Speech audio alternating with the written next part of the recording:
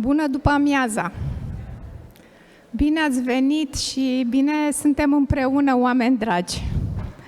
Copii, părinți, cadre didactice, directori de unități de învățământ, inspectori școlari, specialiști, parlamentari și tot felul de reprezentanți ai instituțiilor de profil.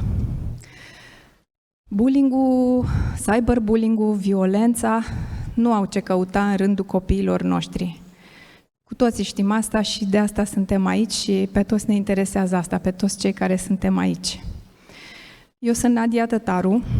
Acum 5 ani, pe vremea asta, împreună cu prietena și colega mea, Monica Popescu, care aici în sală vă face poze, am început o mișcare strategică națională de prevenire și combatere a bullying-ului.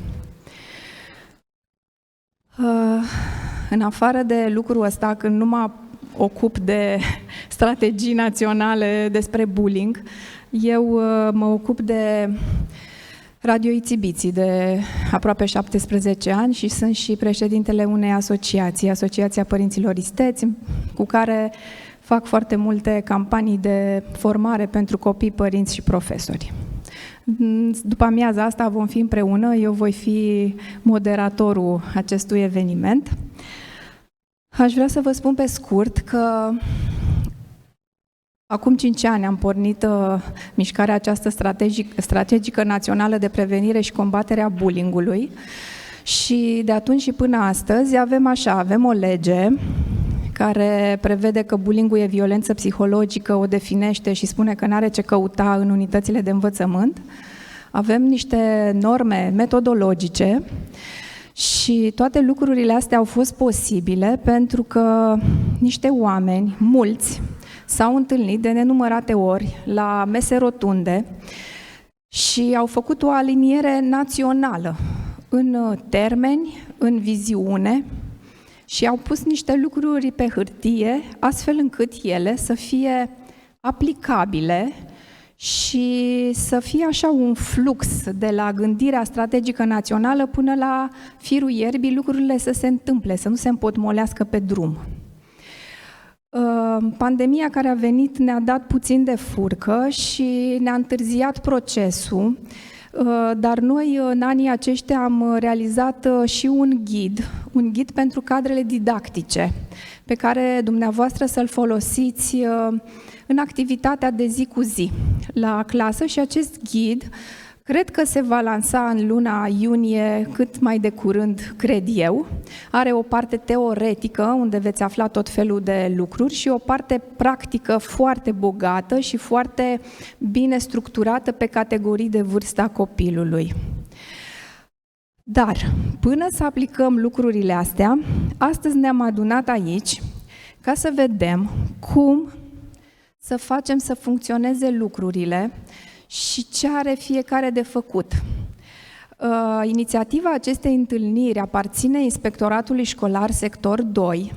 Titlul întâlnirii de astăzi este Școală cu toleranță zero la violență, așa cum ne cere legea, și cu un subtitlu Eu ce am de făcut. Eu copil, eu părinte, eu cadru didactic, eu director de școală, eu consilier școlar, eu reprezentant al unei instituții. Despre asta vom vorbi astăzi și sperăm că anul școlar care vine să-l începem, cum să spun eu așa, aliniați și cu tot ce e nevoie ca să aducem mai multă armonie în clase, să scădem nivelul de violență fizică și psihologică și emoțională, astfel încât copiii noștri să aibă cât mai bune condiții pentru a învăța și pentru a face performanță școlară. Pentru că toți ne dorim performanță școlară, dar ea nu poate avea loc atunci când procesul de învățare se întâmplă într-un mediu stresant. Bun, hai să începem, că și așa am întârziat și eu nu vreau să vă țin mult astăzi aici. Avem foarte mulți speakeri, ați primit o agendă a zilei și o să-i rog pe domnii vorbitori, domnii și doamnele care vor veni aici la acest microfon să ne vorbească, să fim foarte eficienți. Da, 1 minut, 2 minute fiecare, ca să ne cunoaștem. E o întâlnire de networking, să vedeți cât de multe instituții și oameni depinde rezolvarea acestei probleme a bullyingului și violenței în unitățile de învățământ. Și pentru început o să o invit aici pe scenă pe doamna Corina Ceamă.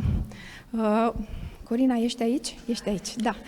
Este cea care a avut această idee, inițiativă și ne-a organizat. Este inspector școlar pentru management instituțional, sector 2.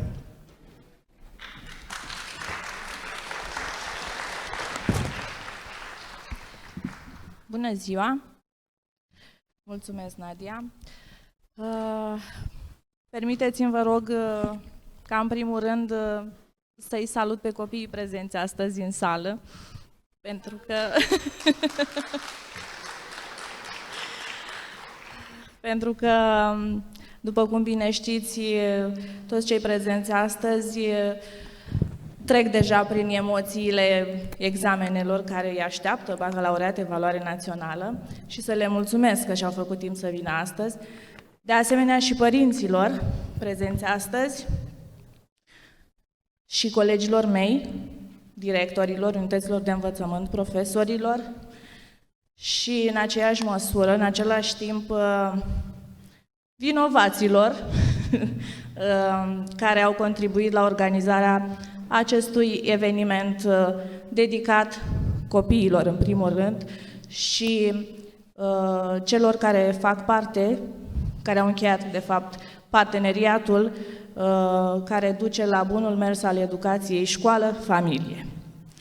Probabil că vă întrebați de ce această activitate de astăzi. Odată cu venirea mea la inspectoratul școlar de sector, am primit un telefon prin care am fost anunțată că un copil nu este tocmai bine. Și atunci, așa cum am învățat eu, de la cea mai mare vinovată a legislației care prevede prevenirea și combaterea bullyingului, să nu rămânem indiferenți la nevoile copilului, m-am întrebat ce trebuie să fac. Dacă cumva omul acela a apelat la mine, înseamnă că eu nu trebuie să stau. Și am sunat-o. V-ați dat seama, este vorba de doamna senator Monica Cristina Anisie, căreia vreau să-i mulțumesc, bineînțeles, să-i spun despre ce este vorba și să mă consult cu dumneaei și ce am putea face și cu cine. Desigur, cu cine altcineva decât cu cei care au contribuit la elaborarea normelor metodologice anti-bullying, și am gândit această activitate, premergătoare activităților care vor urma în perioada imediat următoare. Privind acum în sală, voiam să vă spun altceva, dar privind așa în sală acum, sunt bucuroasă pentru că văd părinți, copii, cadre didactice, instituții de resort și asta înseamnă că parteneriatul școală, familie, autoritate locală există, cel puțin în sectorul 2, și își face treaba, îi pasă de copil. Asta înseamnă că deja ne-am atins primul obiectiv al acestei activități și că aceste norme, acest cadru legislativ de curând adoptat, nu rămâne, să zic eu, un simplu titlu invocat așa în regulamentele unităților de învățământ. Așadar, vă mulțumesc, stimați invitați, pentru că ne sunteți alături astăzi și că sunteți alături de copiii noștri. Sperăm să ne ridicăm la așteptările dumneavoastră și astăzi și în activitățile următoare. Vă mulțumesc!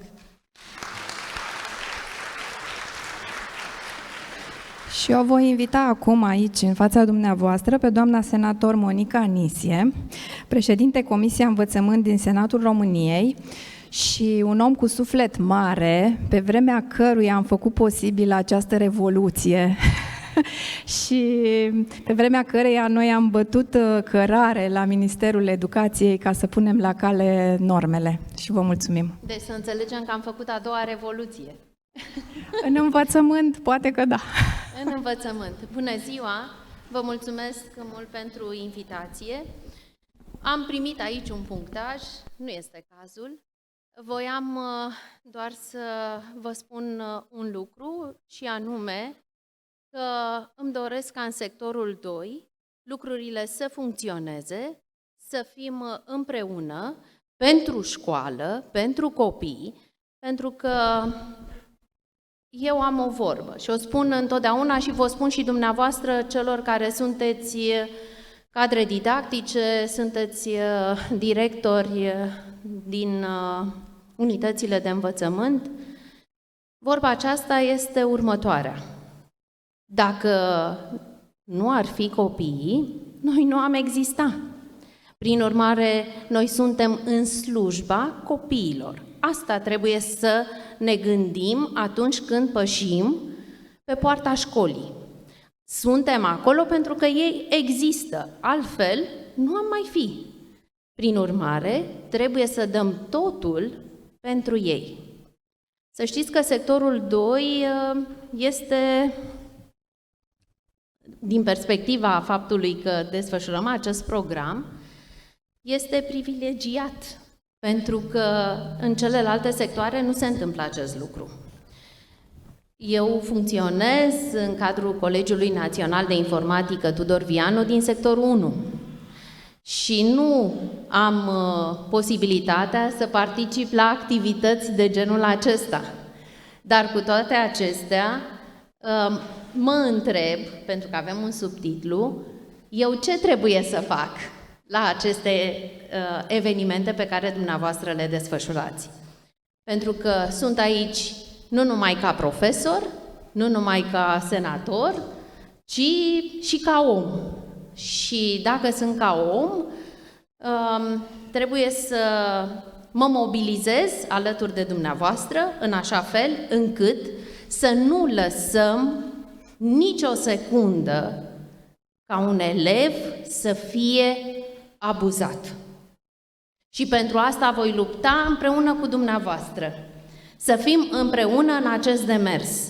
Este foarte important. Ce am făcut cât am fost la Ministerul Educației nici nu mai contează acum din perspectiva a ceea ce s-a spus mai devreme. Că am făcut norme metodologice într-un an foarte dificil, că am realizat ghidul pentru profesori. Da, am făcut toate lucrurile acestea pentru că am crezut că este important ca în mediul școlar să existe starea de bine. Starea aceasta de bine trebuie ca dumneavoastră, profesorii, să o creați. Copilul trebuie să vină la școală cu plăcere, să învețe de plăcere și să-și amintească peste ani că au fost profesori alături de el care l-au stimulat să ajungă om mare, cum se spune. Vă urez mult succes și sunt alături de dumneavoastră în tot ceea ce aveți nevoie, și ca profesor și ca senator. Vă mulțumesc!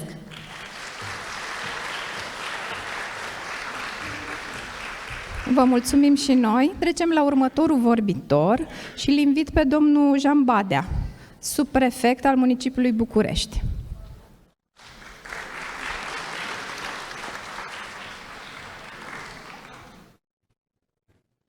Vă mulțumesc frumos! Bună seara tuturor! E o situație inedită pentru mine, aflându-mă pe această scenă pentru a nu știu câta oară, dar cu totul altă postură.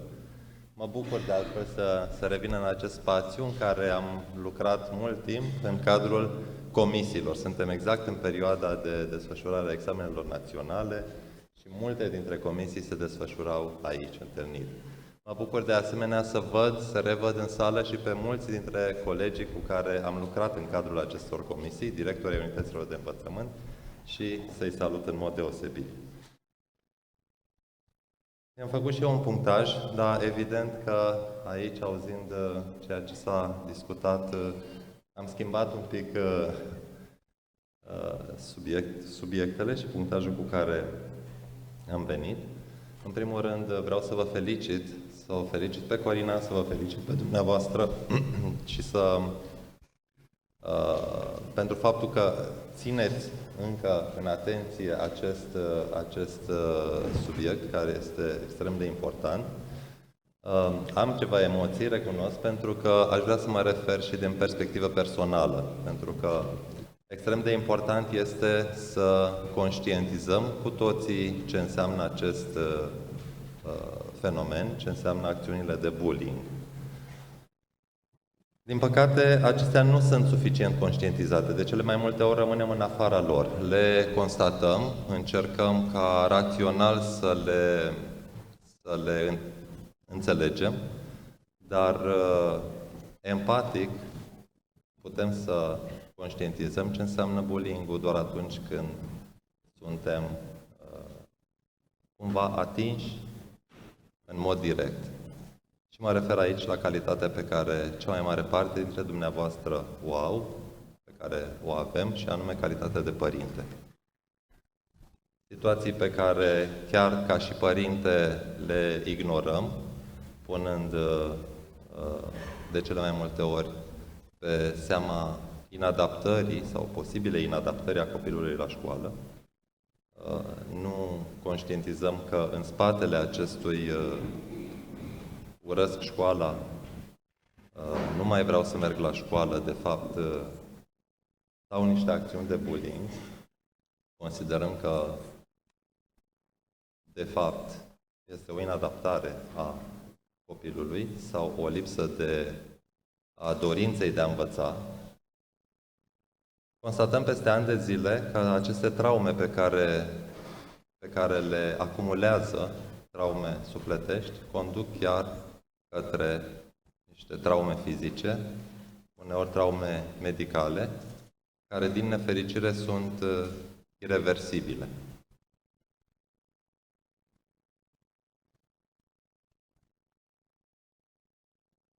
Cred că fiecare dintre noi, până în momentul în care îi trimitem pe copii la școală, ar trebui ca acasă să învățăm ce înseamnă empatia, astfel încât în momentul în care ajung în colectivitate, toți să poată să interacționeze cu colegii lor în mod corect, astfel încât dezideratul pe care îl avem pe ecran să fie pus în practică.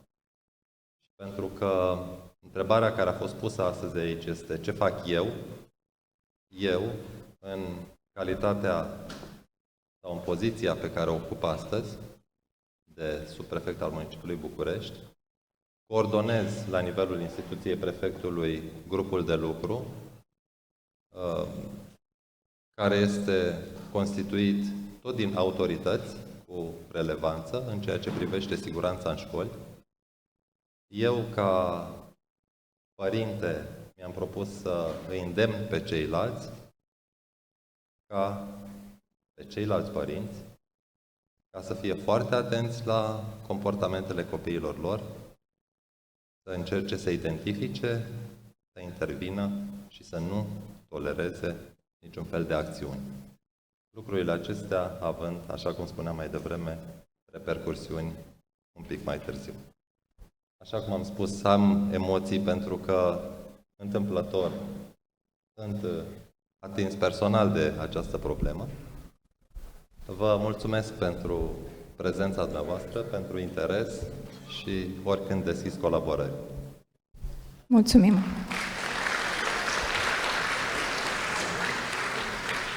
Invit alături de mine aici pe scenă pe domnul Florin Vasile, director general DGA-SPC Sector 2. În primul rând doresc să felicit această frumoasă inițiativă, mai ales că vine din mediul privat. Pentru noi contează enorm ca instituție publică. Un asemenea demers, în opinia mea, era mai bine să vină de la o instituție de stat și care au o implicare reală, dar de aceea mă înclin de implicarea pe care ați avut-o și de organizarea acestui eveniment. Direcția Generală de Asistență Socială este, îmi cer scuze, dar am probleme cu piciorul drept și nu mă simt foarte bine. Direcția Generală de Asistență Socială este instituția de la nivelul sectorului 2 care gestionează cazurile de abuz. Am aici lângă mine 2 specialiști care lucrează efectiv, doamna Claudia Uzun, doamna director Claudia Uzun, directoarea de la Protecția Copilului, și Cristina Tănase, șefa serviciului care gestionează cazurile de abuz la nivelul instituției. Acest fenomen, din păcate, în ultimii 2 ani este în creștere, mai ales pe perioada pandemiei a luat amploare. Fenomenul de bullying și de abuz, atât fizic cât și sexual, al copiilor, și noi gestionăm nu doar cazurile din școlile pe care cu onoare le reprezentați, ci și din întreaga comunitate a sectorului 2. Și atunci, direcția noastră a dezvoltat și dezvoltă în permanent relații de colaborare cu principalele instituții, cum este Poliția Capitalei, cărora le mulțumesc pentru sprijinul acordat în gestionarea cazurilor delicate de abuz, aici în prezența domnului comisar șef, a celor de la Direcția de Sănătate Publică și, nu în ultimul rând, firește, Inspectoratul Școlar, care are principalul și principala îndatorire de a ne aduce la cunoștință cazurile în forma inițială. Fiindcă dacă le avem cazurile referite încă de la debut, eu vă asigur că aceste cazuri vor fi gestionate cu celeritate. Însă dacă ne sunt sesizate foarte târziu, nu putem să le gestionăm ca atare. Doresc să vă informez, fiindcă sunteți director de instituții de învățământ, că există la nivelul sectorului 2 un număr 9852, un număr scurt în care se pot sesiza asemenea cazuri de abuz, atât părinții cât și copiii, și nu în ultimul rând un serviciu recent implementat de Serviciul de Telecomunicații Speciale 119, unde pot fi gestionate și sesizate asemenea cazuri. Eu doresc să le mulțumesc încă o dată celor care s-au implicat în organizarea acestui eveniment și vă asigur din partea instituției noastre de toată colaborarea. Mulțumesc! Mulțumesc și apreciez efortul dumneavoastră fizic, pentru că realmente e important să ne vadă și cei care astăzi lipsesc din sală. Noi, în cei 5 ani de demersuri, să zic așa, naționale, ca să punem lumina pe problematica asta a bullying-ului care există și să trezim opinia publică, părinții, profesorii și așa mai departe, am apelat foarte mult și la influenceri. Și acum avem pregătit un scurt filmuleț din partea liderilor de opinie.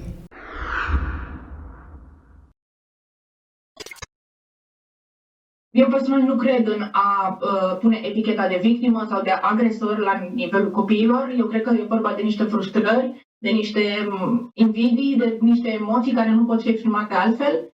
Și cred că este rolul adulților, aici în cadrul de față al profesorilor, să joace rol de părinți. Pentru că asta mă duce mai departe în următoarea poveste. Eu, atât în școala generală, cât și în grădiniță, până am reușit să devin un mic adult, adică până pe la vreo 15-16 ani, mereu am căutat în profesorii mei părinții. Și am reușit să găsesc, atât la grădiniță cât și în școala generală, câte un profesor în care cumva o vedeam pe mama, adică simțeam energia maternă, simțeam sprijin, simțeam protecție și știam că dacă am vreo problemă, mă pot duce la acel profesor și cumva va reuși să-mi rezolve problema până ajung acasă să le spun părinților. Nu știu ce au făcut ei de au reușit să creeze acest balon de siguranță, dar ce știu și mi-aduc aminte este că felul în care acești 2 profesori m-au tratat a fost natural, a fost prietenos, am simțit iubire, chiar dacă eram unul dintre cei sute de copii din acea școală. Iar pentru mine asta a fost foarte important și sunt convinsă că nu sunt singurul copil care a simțit asta în legătură cu acei profesori. Părerea mea este că atât agresorul cât și victima au nevoie de suport din partea profesorilor și ce nu mi-a plăcut deloc la școală a fost momentul acela în care profesorul a scos copilul vinovat de nu știu ce lucru, că a zgâriat banca sau că a făcut orice mică prostiuță l-a scos în fața clasei și l-a făcut de râs în fața colegilor. Eu cred că o astfel de acțiune nu poate provoca decât lucruri mai grave și violență mai mare în viitor pentru acel copil, pentru că este un public shaming care, da, public shaming-ul creează viitor bully. Și, de fapt, ceea ce aș vrea eu să subliniez, cred că rolul profesorului este să conștientizeze că este părinte pentru sute de copii, pentru că, într-adevăr, copiii petrec mai mult timp la școală decât acasă. Eu însumi am fost victima bullying-ului în copilărie. Acum, crescând 3 copii, îmi doresc să fiu foarte, foarte aproape de ei și să reușească, în primul rând, să comunice cu mine o astfel de problemă. Cred că e foarte important să știm cum să reacționăm. Dar un prim pas în a ne autodepăși este acela de a fi deschiși la informații și a fi activi în această luptă anti-bullying. Sper eu să putem să aducem această problemă a bullying-ului la un nivel atât de mic încât să nu mai conteze.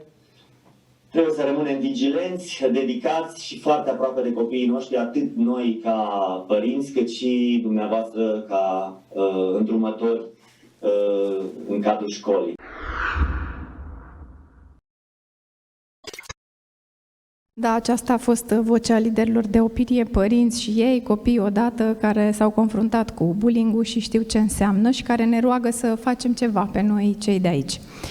O invit acum pe scenă pe Delia Glăvan, președintele Consiliului Municipal al Elevilor București. Și o să vă spun că pe Delia nu am cunoscut-o până astăzi, dar am cunoscut vreo 3-4 colegi care în ultimii 5 ani nu au lipsit de la mesele rotunde, de la mesele de lucruri, de la realizarea definiției bullying-ului, de la realizarea normelor și ghidului. Și e important, pentru că pentru voi facem și trebuie să fie relevant și pentru voi. Poftim!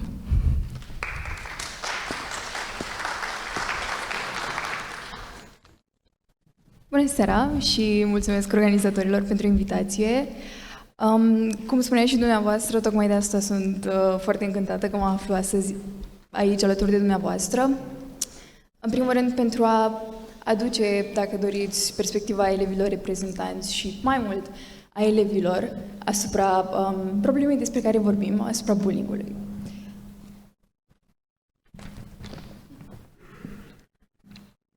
În primul și în primul rând, aș vrea să încep prin a spune că, fiind un fenomen cu care am crescut și de care suntem înconjurați, sau hiper-înconjurați, dacă vreți, cam la tot pasul, cu părere de rău am observat o tendință de normalizare a sa foarte mare. Asta prin sintagme la modul sunt copii, se mai ceartă și ei, până la o implicare undeva la nivel 0 în ceea ce privește comisiile de combatere a bullying-ului din fiecare unitate de învățământ.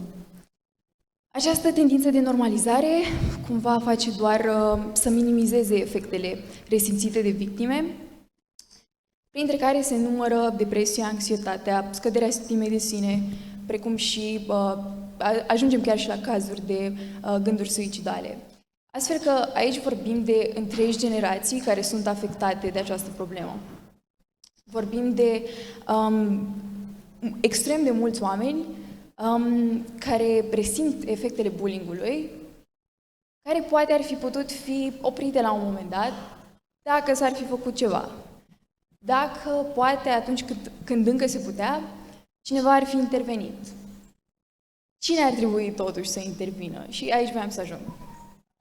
Fiind unica structură de reprezentare a elevilor din capitală, primim săptămânal un număr absolut alarmant de rapoarte de cazuri de bullying și prin numărul ăsta foarte mare, ce am observat este că mai niciodată nu sunt cazuri izolate. Mai mereu vorbim de cicluri abuzive. Vorbim de poate un elev care pleacă din familie, unde sigur că poate nu a avut parte de cea mai bună experiență, de cea mai bună afecțiune din partea părinților, care ulterior merge la școală și, din frica de a nu pica din nou în postura de victimă, devine agresor. Vorbim de un coleg de bancă care atunci când își vede colegul și vede un comportament diferit sau o atitudine diferită, sau chiar de un profesor care observă asta și din anumite motive nu face nimic, vorbim de mai mulți actori care sunt implicați în tot acest ciclu. La ce vreau să ajung este că dacă oricare dintre acești actori ar face ceva astfel încât să îl taie de undeva, s-ar mai găsi o altă persoană, un alt actor care să o taie din altă parte și în final nu am mai avea un ciclu. Am avea poate un caz de bullying care ar putea fi tăiat de la rădăcină. În încheiere, aș vrea doar să le amintesc elevilor că suntem absolut mereu aici pentru ei și că în orice context v-ați afla, nu sunteți absolut niciodată singuri și mereu, dar absolut mereu, există sprijin și există ajutor. Mulțumesc!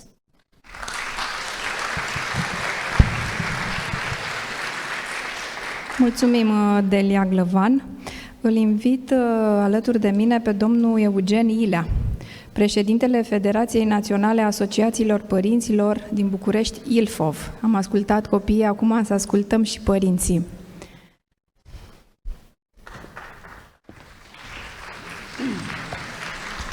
Bună seara, mulțumesc pentru invitație. Am făcut tot posibilul să ajung pentru că am tăiat Bucureștiul dintr-o parte a cealaltă pentru că mi-era dor să vă văd. Mi-era dor să văd o sală plină. Este pentru prima dată când văd o asemenea sală la o întâlnire la nivelul unui sector. Dar să venim la pentru ce ne-am întâlnit astăzi. În urmă cu 7 ani, când am început să activez în această federație, tot participam la tot felul de conferințe, întâlniri, pe bullying, pe ce să facem, cum să dregem. Din păcate, nu s-a întâmplat nimic pe parcursul acestor ani. Fenomenul a crescut.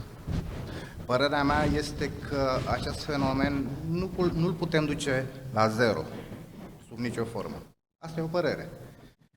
Dar putem diminua procentul acela destul de mare de copii care au trecut prin astfel de situații. Ce facem? Sau noi ca federație chiar am făcut. Am participat la elaborarea acelui proiect național din care face parte și acel telefon unic 119, iar la nivel de, să-i spunem așa, unități școlare, ne-am implicat în ceea ce înseamnă relația școală-familie. Din punctul nostru de vedere, asta ar trebui să fie, să zicem, un target al tuturor unităților școlare, ca prin consolidarea acestei relații școală-familie să putem asigura un climat propice copiilor noștri la nivelul unității școlare și totodată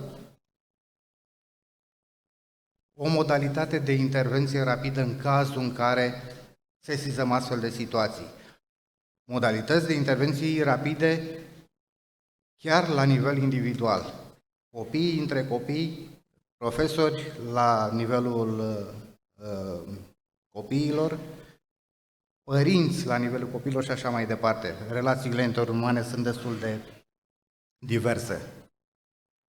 De aceea, cred că, din punctul meu de vedere, asta este acțiunea pe care trebuie să o facem împreună. Părinți, școală, pentru un climat propice copiilor noștri. Mulțumesc mult!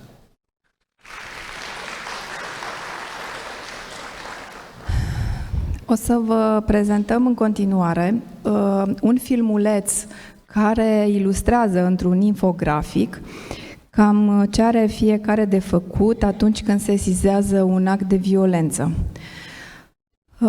Dar până atunci, aș vrea să zic că pe mine mă bucură titlul conferinței de astăzi, Eu ce trebuie să fac, pentru că înainte de a face ceva în exterior, eu cred că trebuie să ne schimbăm atitudinea interioară. și de la nu se face, nu s-a făcut, ăla n-a făcut, ne plângem unii de alții, cred că trebuie să ne așezăm așa bine în papucii noștri pe locul nostru și să vedem ce putem noi să facem și să avem o atitudine constructivă, să punem în comun cu ceilalți, să facem alianțe și să facem cu toții împreună și să nu ne mai plângem. Așa că vă invit să vedem filmulețul ăsta și apoi vom continua discuțiile.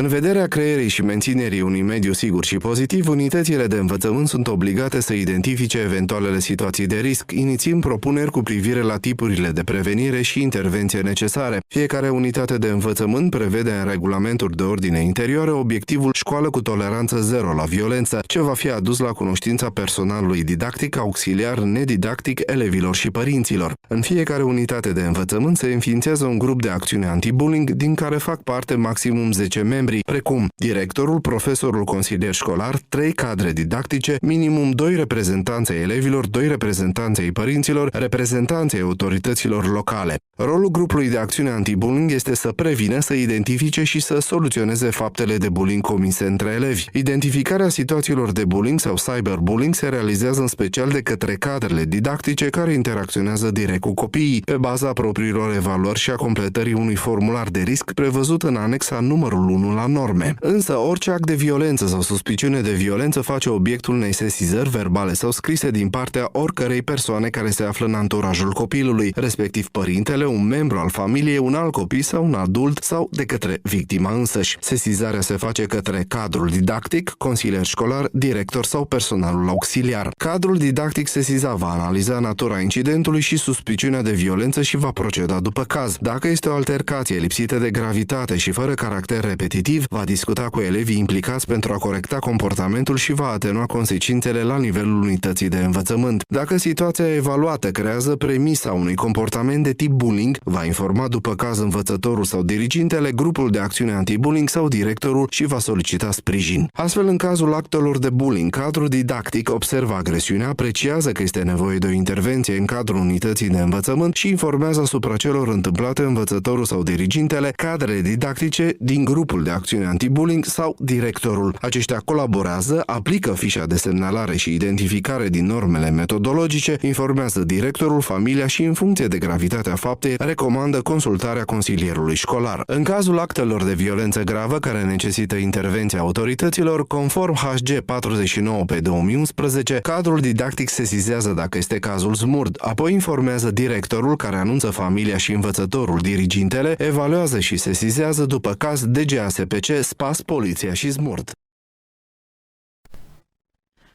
Da, a fost pe repede înainte. Sper că acest filmuleț a adus puțină lumină ca să puteți să vă întoarceți la informațiile acestea. La intrare ați primit niște foi tipărite și aveți aici infograficul în format print. În același timp, în același set de acte, aveți niște anexe, acele fișe de identificare și de semnalare la care făcea trimitere filmul. Vă rog din sufletul meu de mamă și de om care a muncit de 5 ani să le citiți și să le aplicați. Ele, așa frumos colorate cum arată, le-am extras în mod excepțional din ghidul care va apărea în săptămânile următoare și care va fi foarte consistent și valoros.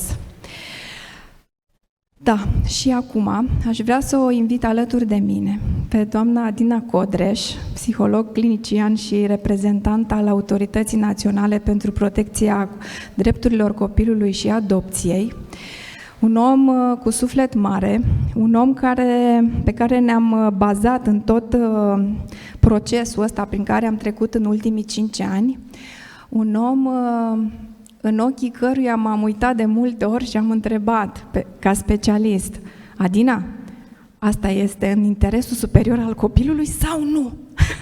Și dacă ea spunea că da, era ok. Dacă spunea că nu, negocierile la masa de lucru mai continuau câteva ore sau câteva zile. Nu-i așa?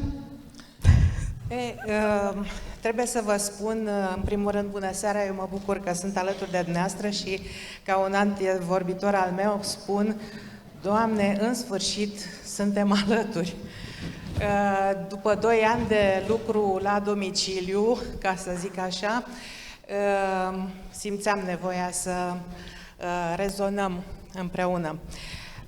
Am muncit, așa cum spune Nadia și așa cum ar spune și Monica, care e pe aici, și care au depus un efort extraordinar de a ne ține alături, pentru că știți cum e, cu cât ești mai specialist, cu cât ești mai dornic să faci, cu atât ești mai inabordabil câteodată. Deci au făcut mari eforturi să ne țină alături și să ne pună la treabă. Așa că trebuie să vă spun și să vă mărturisesc că de 5 ani s-a muncit serios pe toate aceste documente, începând cu legea 221, cu normele metodologice de aplicare și pe ghid, dar totodată să știți că s-a muncit pentru a ne înțelege punctele divergente și pentru a avea alături multe, foarte multe instituții, asociații, ONG-uri, copii care și-au adus aportul pentru a realiza sau a da finalitate fiecărui demers. Poate că v-ați întrebat de ce bullying și nu un alt cuvânt, care ar putea fi hărțuire, dar care nu-i complet, și atunci am avut negocieri la sânge pentru a menține cuvântul bullying, care este un cuvânt internațional și pe care l-am adoptat pentru că el reprezintă în completitudinea lui acest tip special de violență psihologică care cuprinde inclusiv hărțuirea. Sunt multe de spus, nu aș vrea să fiu în pielea dumneavoastră, dragi colegi pedagogi, pentru că este foarte greu să descoperi un caz de bullying sau un bullying. Trebuie foarte multă atenție și foarte multă aplecare pentru relația cu fiecare copil în parte. Timpul vă presează, știm cum se lucrează, dar în acest moment suntem puși în situația de a vă invita, nu numai cum spune Nadia, să citiți tot ceea ce ei v-au pus la dispoziție astăzi, ci să citiți din ghidul acela pe care îl veți primi la un moment dat, pentru că acolo sunt lucruri pe care efectiv le puteți folosi pentru diferitele vârste ale copiilor, pentru a vă feri de propriile dumneavoastră greșeli și pentru a-i avea pe copii în ochi, pentru a nu li se întâmpla lucruri nepotrivite. Trebuie avut în vedere și cyberbullying-ul ca formă particulară a bullying-ului, acea formă mai nevăzută, mai ținută la secret, pentru că un copil poate folosi un gadget, un smartphone oriunde și poate avea cu victima sa un dialog, ca să zic așa, electronic, digital. Este un moment și o perioadă în care trebuie să ne gândim cum anume să realizăm într-un mod pozitiv ceea ce avem de făcut pentru a implementa toată legislația anti-bullying, pentru că altfel nu se va putea. Nadia o să ne povestească ce se va întâmpla din toamnă, nu divulg absolut nimic, dar tot pe asta ne bazăm, pe formarea dumneavoastră continuă, pentru a fi alături cu adevărat de copii și pentru că ei merită cu adevărat să le fim alături. Mersi. Mulțumesc. Domnul Robert Florea, director CM Braie, vă invit la microfon.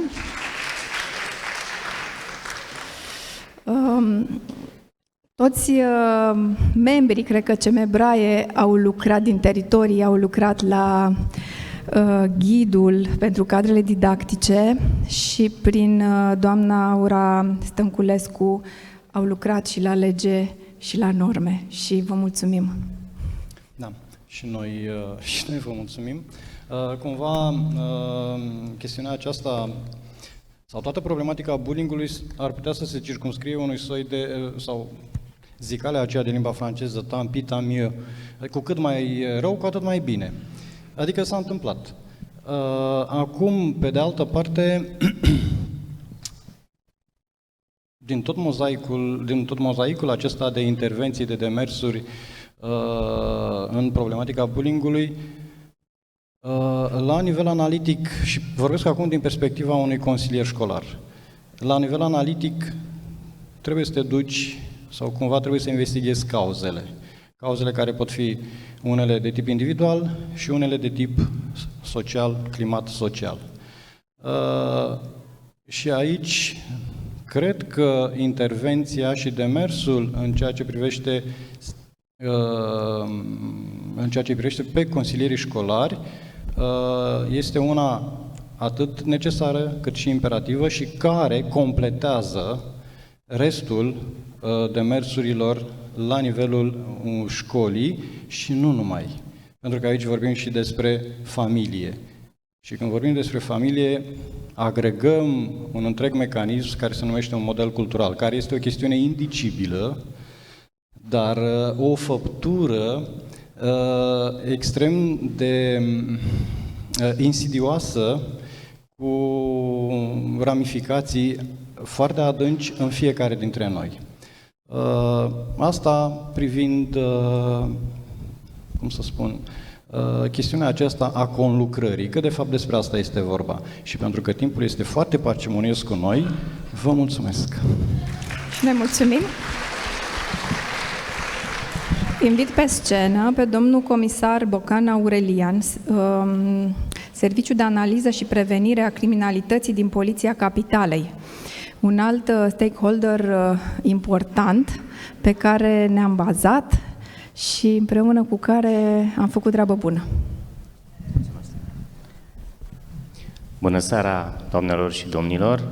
Sunt onorat să fiu astăzi în fața dumneavoastră din nou, ținând cont că eu și colegii mei, așa cum avem întrebarea eu ce fac, venim în unitățile de învățământ pe care mulți dintre dumneavoastră le gestionați și desfășurăm activități preventive tocmai pentru prevenirea aceasta a bullyingului, începând de la clasele 0 chiar, până la clasele de liceu și nu numai, mergem chiar și la școlile post-liceale și ulterior am ajuns chiar în unitățile de învățământ universitare sau post-universitare. Astăzi am venit doar ca să vă spun că suntem încântați că am fost invitați de către organizatori în a munci împreună cu dânsii și cu dumneavoastră la realizarea acestui ghid. Sperăm să ne fie tuturor de folos, să ne punem atât în pielea părintelui, că tot se vorbește de părinte aici, în pielea părintelui care are un copil care poate fi victimă, sau ar trebui să ne punem și în pielea părintelui care poate are un copil care este agresor. Nu trebuie neapărat să facem diferențe, dar trebuie să ne gândim la acest lucru și sunt încântat că alături de noi se află inclusiv reprezentanți ai elevilor, ai părinților, ai autorităților publice centrale și de ce nu cele mai centrale, ca să folosesc un pleonaz, și sperăm pe ajutorul dumneavoastră în tot ceea ce înseamnă puțină gospodărire în mediul școlar. Totodată mizez încă o dată pe ajutorul dumneavoastră în realizarea activităților preventive în unitățile de învățământ, atunci când situația o cere sau poate chiar o facem preventiv. Să ne gândim că nu trebuie să venim neapărat reactiv după ce s-a întâmplat ceva, să ne gândim că e bine totuși să informăm pentru că prin informațiile pe care noi le dăm părinților, prin intermediul copiilor care sunt la școală, poate ulterior nu vor mai apărea aceste fenomene de bullying în mediul școlar. Mai multe o să vă spună în mod sigur șeful Serviciului Siguranță Școlară din cadrul Poliției Capitalei, care este alături de noi și în mod sigur aveți în dânsul un nou sprijin alături de Serviciul de Analiză și Prevenire a Criminalității, al cărui reprezentant sunt eu astăzi. Vă mulțumesc! Mulțumim! Ați divulgat din agenda care urmează, dar până la domnul care va urca pe scenă mai târziu, o să invit încă 2 psihologi care lucrează foarte mult tot în domeniul prevenirii, că aici aș vrea să rămân. Adriana Mitu, poftim pe scenă, psiholog și psihoterapeut și persoană foarte iubitoare de copii, pasionată de ceea ce face și o voluntară care a lucrat cu tot sufletul la ghid și a făcut niște activități de prevenire care se pot aplica la grădiniță și la clasele 1-4 absolut minunate. Adriana. Mulțumesc! Și bine v-am găsit! Mă bucur foarte mult să vă văd în sală, pentru că în ultimii 2 ani v-am văzut mai mult online. Eu am continuat activitatea.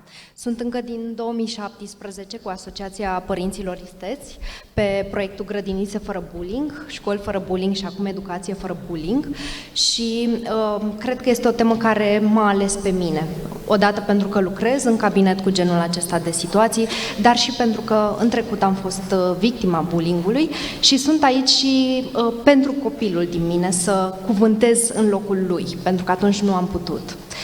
Cu ce vreau să rămâneți astăzi de la mine este cu 2 idei. Una este că cel mai important lucru este să prevenim, adică să facem ceva înainte să se întâmple lucrul acesta, înainte să fim în postura de victimă sau de agresor în situație de bullying și anume să-i ajutăm pe copii să-și crească inteligența emoțională. Lucrul acesta înseamnă să-i ajutăm să conștientizeze ce emoții simt, să-i ajutăm să le pună în cuvinte, să înțeleagă ce înseamnă o emoție la celălalt și cum poate să reacționeze, adică partea aceasta de inteligență socială. Și la fel de important este să ne dăm seama că bullying-ul este un fenomen social. Ce înseamnă social? Înseamnă că implică relații și înseamnă că nu putem să-i scoatem de acolo doar pe cei 2, că este nevoie de martori, martorii sunt o resursă și o să învățăm din toamnă cum să-i antrenăm pe martori și ce să facem cu ei mai departe. O să închei cu ideea că bullying-ul, alături de stilul de educație parentală, este unul dintre cei mai mari 2 factori de risc pentru sănătatea psihologică a viitorului adult. Și aș vrea împreună să facem echipă pentru un viitor mai bun pentru copii și nu numai pentru copii, pentru toți cei care vor trăi alături de copiii noștri. Mulțumesc! Mulțumim, Adriana! Aș vrea să vă mai spun în premieră o informație. Nu prea a apărut că am făcut ceva în anii ăștia 2 de pandemie, dar noi chiar am lucrat. Și în toamnă, în septembrie, Asociația Părinților Isteți pregătește lansarea unei aplicații, Educație fără bullying se numește, și am primit finanțare de la Fundația Vodafone pentru acest proiect. Ne-am bătut într-un concurs și l-am câștigat și mă bucur foarte mult că vom face aplicația asta, pentru că ea va fi de folos și copiilor, și părinților, și profesorilor, atât prin filmulețe și informații despre prevenirea bullyingului, cât și aplicația va conține un instrument de ghidaj, adică dacă tu ești acum o victimă sau un martor și vrei să reclami sau să găsești o soluție într-un caz de violență pe care l-ai în apropierea ta, intri în aplicație, răspunzi la niște întrebări și ești ghidat exact ce trebuie să faci, inclusiv să descarci fișele de semnalare, inclusiv numere de telefon 119, inclusiv numere de la DGASPC-ul din localitatea în care ești, pentru că nu trebuie să spui decât localitatea, anonimatul se păstrează. Deci, în toamnă vom veni cu un instrument nou de ajutor și sperăm să vă folosească. Dar, până atunci, o invit alături de mine pe Gabriela Maluf, care vă va povesti și de o altă resursă pe care deja am făcut-o și am adus-o la lumină și o puteți consulta. Mulțumesc tare mult, pentru că am rezonat foarte tare cu multe dintre cele ce au fost spuse de antevorbitorii mei. Rezonez cu ideea dumneavoastră, doamna Anisie, că suntem în slujba copiilor. Am rezonat și cu ideea Deliei, că sunt niște cicluri vicioase ale abuzului. Am rezonat și cu Adriana, care ne vorbea de prevenție și atunci mă dau mai așa când vine lumina în față. Și atunci ce pot să vă spun eu, că am participat activ la tot proiectul acesta cu filmulețele Educație fără bullying, care sunt o resursă și orice școală, orice profesor, părinte, copil poate să le vizioneze, plus cartea Educație, cum să fii la școală, Educație fără bullying, o carte scrisă de mine alături de Adriana Mitu și Asociația Părinților Isteți cu tine, Nadia. Și este o carte scrisă din experiența mea personală, pentru că vreau să mă laud puțin la școala cu care colaborez de foarte mulți ani. Nu există niciun caz de bullying, nu pentru că închidem ochii, ci pentru că eu cred că facem prevenție și ce trebuie așa cum se cuvine. Iar această carte prezintă chiar evenimente reale care se întâmplă în fiecare zi la școală și soluții reale și la final puteți să găsiți cum putem să facem astfel încât într-o școală să reușim să nu avem acest fenomen de bullying. Dar ce v-aș ruga mai mult, asta în încheiere, că știu că timpul este scurt, din experiența mea personală, de lucru cu profesorii, cu părinții, cu copiii, în toată povestea asta a bullying-ului și pentru că suntem în slujba copiilor și că trebuie să facem prevenție și suntem într-un ciclu vicios, am remarcat că noi adulții nu suntem în pace încă cu acest fenomen. Noi am fost fie victime, fie agresori, fie martori și ne regăsim în momentul și în poziția în care nu știm să gestionăm situațiile dintre copii pentru că noi nu știm ce să facem cu noi. Noi am fost parte din acest fenomen, poate ne regăsim și acum nu neapărat în bullying, dar în situații abuzive, în care noi suntem sau nu neapărat agresorul, noi nu știm să facem pace cu noi nu știm ce să facem noi când suntem în fața acestor fenomene și atunci vă invit să vedeți filmulețele, să citiți cartea, să luați aceste resurse, să le aplicați pe voi prima oară, să înțelegeți fenomenul, să faceți pace cu fenomenul și apoi să mergem către copii, pentru că micuții nu sunt ceva care în patru tehnici anume se repară sau se vindecă. Ei sunt niște copii, sunt niște oameni, așa cum suntem și noi, și doar niște adulți echilibrați emoțional pot să ajungă să pună și să facă claritate în acest fenomen. Vă mulțumesc! Mulțumim, Gabriela Maluf. Aș vrea iarăși să fac trimitere la documentele pe care le-ați primit la intrare. Aveți acolo o fișă de feedback. Este anonimă, este printată, știu, am risipit hârtie, dar acum o să vă rog frumos, cine poate și e ok cu tehnologia, scanați QR codul și completați online, că altfel niște oameni vor transcrie de mână tot ce completați dumneavoastră acolo.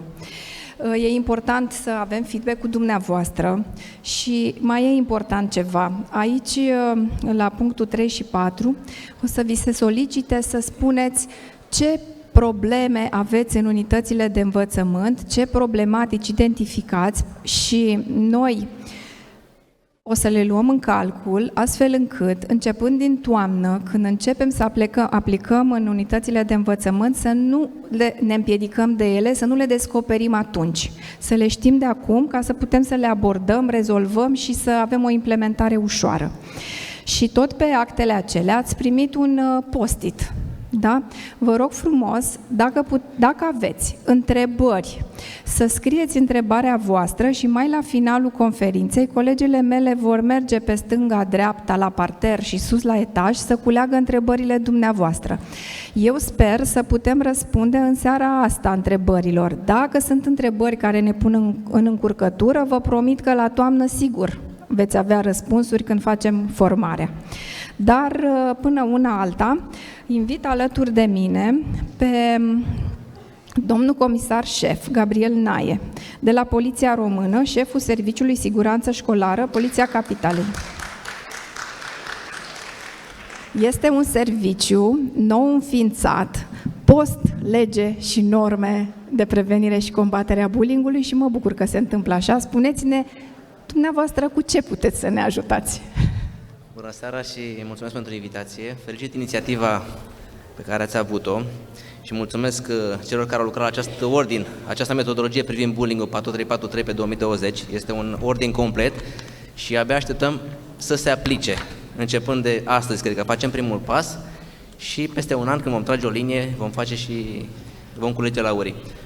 Serviciul Siguranța Școlară, înființat în septembrie 2020, ca un răspuns la nevoia evoluției societății, la nevoile părinților, elevilor, cadrelor didactice, de a gestiona nu neapărat bullying-ul. Toți spunem fenomenul bullying. Din ce am constatat în ultimii 2 ani de activitate, nu ne aflăm în situația unui bullying, un fenomen de bullying, ci violență în școală. Nu orice faptă de violență include sau implică și un bullying.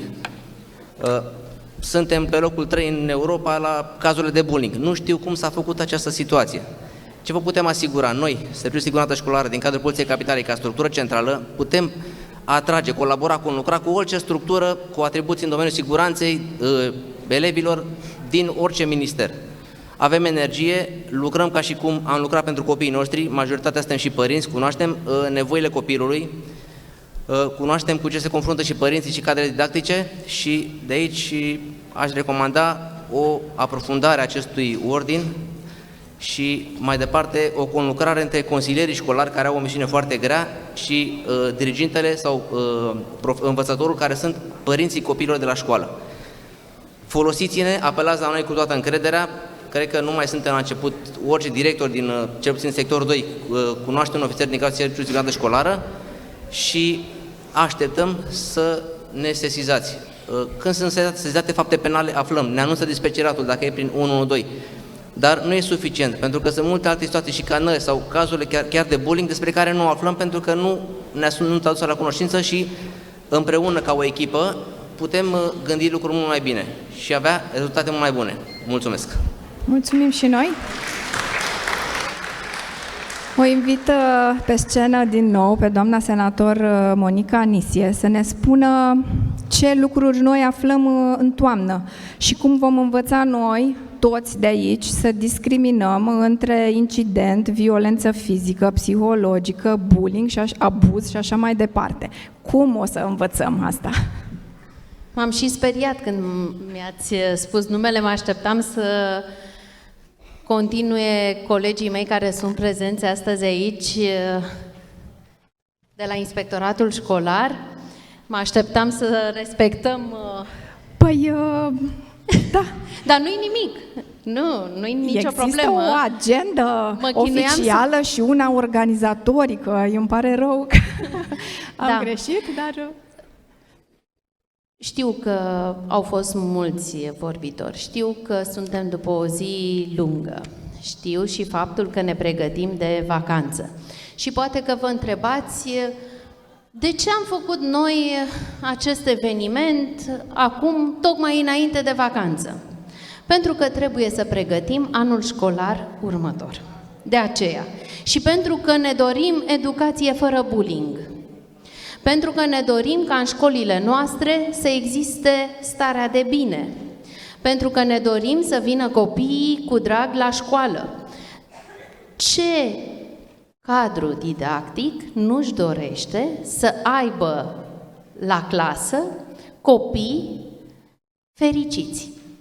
Vreau să ridice mâna dacă există astfel de profesori care nu-și doresc copii care să vină cu drag la școală. Păi pentru ca să vină cu drag la școală. Noi toți, nu numai reprezentanții conducerii, ci toate cadrele didactice, trebuie să creăm o stare de fericire, de prietenie între copii. Da, a vorbit aici mai devreme și domnul director de la DGASPC sector 2 despre ce înseamnă fenomenul acesta de violență. Au vorbit și colegii de la poliție despre acest lucru. Au vorbit psihologi, dar trebuie tot noi, pentru că eu ce trebuie să fac? Tot noi profesorii, eu sunt profesor, ce trebuie să fac ca să nu existe bullying? Vi se pare că am accentuat poate prea mult pe acest aspect și nu vorbesc despre implicarea părinților. Noi suntem părinții, dar părinții de la școală. Și de aceea trebuie să fim pregătiți să răspundem acestui fenomen. De aceea spuneam mai devreme că este un privilegiu pentru sectorul 2. Da, este un privilegiu pentru sectorul 2 pentru că îmi doresc ca în sectorul 2 să nu existe acest fenomen, să nu existe. Înțelegeți? Pentru că iubesc copiii. Am copii, poate în curând și nepoți, Doamne ajută, și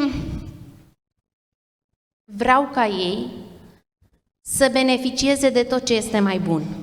Ori pentru asta dumneavoastră trebuie să fiți pregătiți. Împreună cu primăria sectorului 2, m-am preocupat ca în toamnă să realizăm o formare pentru dumneavoastră, pentru cadrele didactice, în așa fel încât, în momentul în care pe 5 septembrie deschidem porțile școlii, să fim și noi fericiți că ne vor veni copiii cu drag la școală. Spuneam că eu în sectorul 1 nu pot să beneficiez de aceste cursuri. Poate mă primiți și pe mine așa, printre picături, să fiu acolo doar pentru a învăța, pentru că omul cât trăiește învață. Și eu am de învățat. Noi trebuie să gestionăm nu numai bullying-ul între copii, ci trebuie să gestionăm, dragi colegi, și bullying-ul profesor-elev. Trebuie să recunoaștem că există.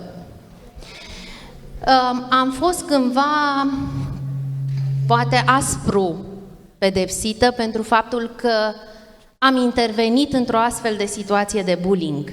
Nu am dorit atunci să vorbesc despre asta, pentru că ar fi fost poate prea mult pentru colega mea, dar am îndrumat-o în așa fel încât lucrurile să intre pe un făgaș normal. Poate nici dumneaei nu era pregătită să gestioneze ceea ce s-a întâmplat la momentul respectiv în clasă. Eu sunt profesoară. Eu merg la școală zilnic și văd ce se întâmplă și cunosc ce se întâmplă în școală. Adică nu putem să ne mințim. Sunt și colegi care creează un climat care generează fenomenul de bullying. Copilul respinge, da, să mai vină la școală tocmai pentru că profesorul, și este aici probabil domnul director de la DGASPC, poate să spună că există și astfel de lucruri. Vă spun că ieri, nu mai departe decât de ieri, și îmi dați-mi voie, știu că trebuie să închei, dar trebuie să vă spun asta, dragi colegi. Ieri, o colegă, nu spun ce disciplină, a venit la mine eu fiind dirigintă, să-mi spună că nu poate să încheie media copilului pentru că nu a fost la școală să-i prezinte un proiect. Și nici măcar nu s-a închisit copilul să-l încarce pe Teams.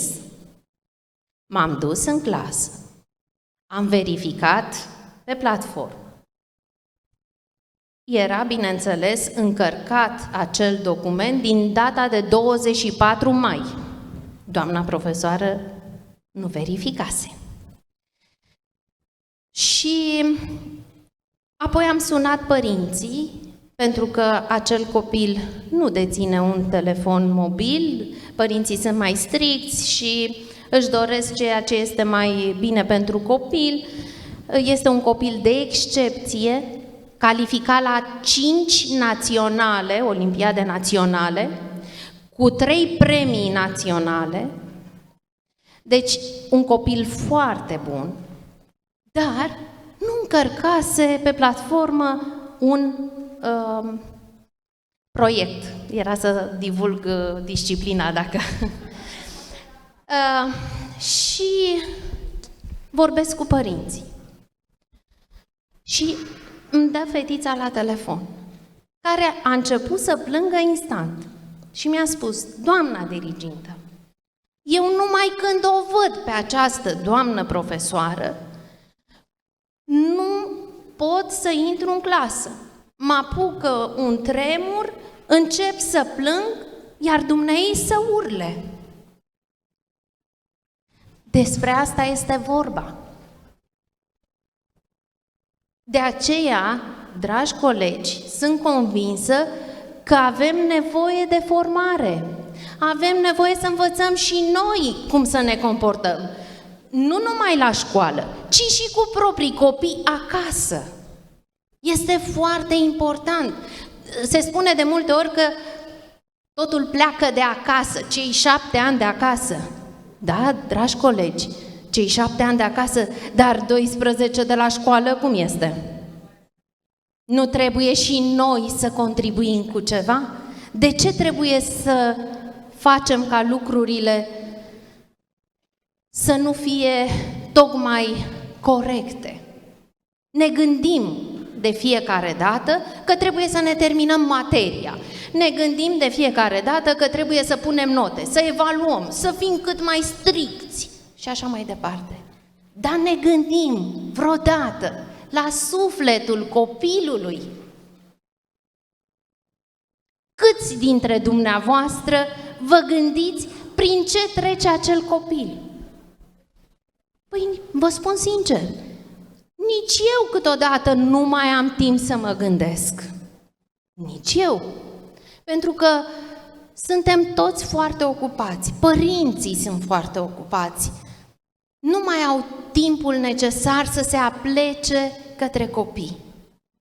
Și atunci eu consider că dumneavoastră aveți un rol important împreună cu celelalte autorități, cu Poliția Română, cu DGASPC-ul, cu ANPDCA-ul, cu toată lumea. Dacă suntem împreună în acest demers, demonstrăm că se poate. Și vorbea aici colega noastră mai devreme de faptul că există școală fără bullying. Deci se poate. Putem și noi. Și asta o să facem din toamnă. Se face formare, dar să fie și monitorizare după aceea. Să vedem ce se întâmplă după ce ne-am format. Să vedem cum ne comportăm acolo, în mediul școlar. Cât de mult ne gândim la copii. Eu despre asta vreau să vorbim și să fim sinceri. Să fiți sinceri cu colegii dumneavoastră de cancelarie, pentru că știu cum este. Ieșim din clasă și spunem: nu-mi pasă, sau ce mă interesează pe mine, au diriginte și așa mai departe. Și ne ducem în cancelarie și nici nu știm ce se întâmplă, cât acei copii, 5 minute, 10, stau în pauză. Nici nu știm ce bullying se realizează între copii. Ori pentru asta trebuie să fim implicați. De aceea, îmi doresc ca astăzi, de aici, să plecăm cu următorul mesaj. Sunt profesor, sunt implicat. Sunt părinte, sunt implicat. Sunt elev, sunt implicat. Prin urmare, cu toții, împreună, aici, în sectorul 2, putem să mișcăm lucrurile. Putem să facem educație fără bullying. Și mulțumesc, Nadia, pentru tot ce ai făcut în perioada în care educația a trebuit să continue în format online. Mulțumesc că ai stat pe capul meu să facem normele împreună. Mulțumesc, Robert, pentru că de fiecare dată când am pus mâna pe telefon și am zis, Robert, am o situație de gestionat, Robert a fost alături de mine, ca și Aura Stănculescu. Atunci când am avut nevoie de sprijin, l-am găsit. Și dumneavoastră, dacă aveți nevoie de sprijin, noi toți cei care astăzi v-am plictisit cu ghilimelele de rigoare, vorbind aici pe scenă, să știți că vă suntem tot timpul alături. Puteți să ne căutați și să facem lucruri bune împreună. Nadia, deci, mulțumesc. Din toamnă, da, la formare, mă primești? Da, vă primesc. Mă primiți alături de dumneavoastră?